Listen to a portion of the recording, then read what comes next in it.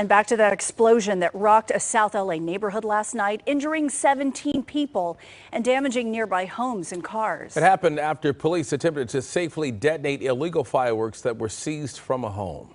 We have live team coverage this morning, beginning with CBS 2's Tina Patel at the command post near East 29th Street and South Pedro. Good morning, Tina. Good morning. There is a large area that has been blocked off and secured by the LAPD as they wait for national teams from the ATF to arrive and help in the investigation. As you said, this was supposed to be a controlled detonation last night, and they're still trying to figure out what went wrong. Take a look.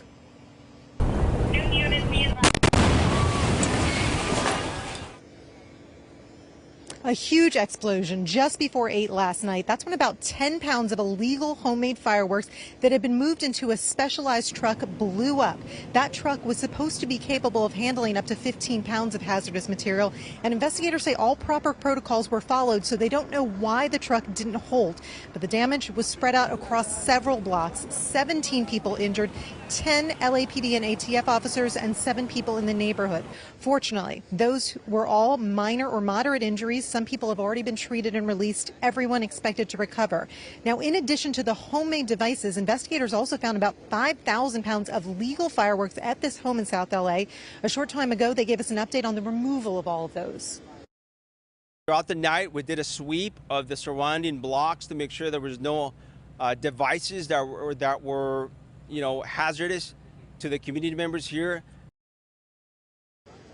And as we come back out here live right now, they do think the area is safe. They have a 27-year-old man in custody this morning. He's been identified as Arturo Cejas III. They believe that he brought all of those explosives from out of state with the intention of selling them. He's now being held on $500,000 bail. We'll send it back to you. And how could something like this happen in a community, in a neighborhood, period, Yes. regardless of who lives there? Yes. We continue our team coverage this morning with CBS 2's Joy Benedict. She is live with what neighbors are saying about the terrifying explosion. Joy, good morning to you. Good morning, DeMarco. I mean, you said it right. They're saying it was terrifying, that they didn't know exactly what was going on here the morning after. You can see the entire area is still roped off. As we mentioned, we're on San Pedro right now and 27th Street. You can see the exploded police vehicle there right across the street. This is the block that had the most impact and the most damage, unfortunately. Take a look at this video from last night. As you can see, those cars that were flipped over because of the impact of this explosion. Windows were shattered all up and down this block, I'm told, for maybe a 2-block radius here from this area. That's how far that blast went and how damaging it was. As Tina was talking about, you have all those people who were injured, and talking to folks that live here in this community who were quickly ushered out of the neighborhood. They say it was downright frightening because they just didn't know what was going on.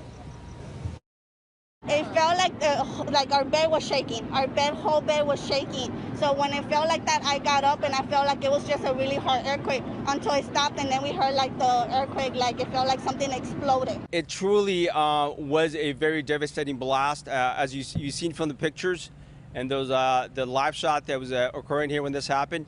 There was a car that was overturned. There's a lot of glass that was shattered. Approximately half a block here, there is damage. Visible damage to cars and homes.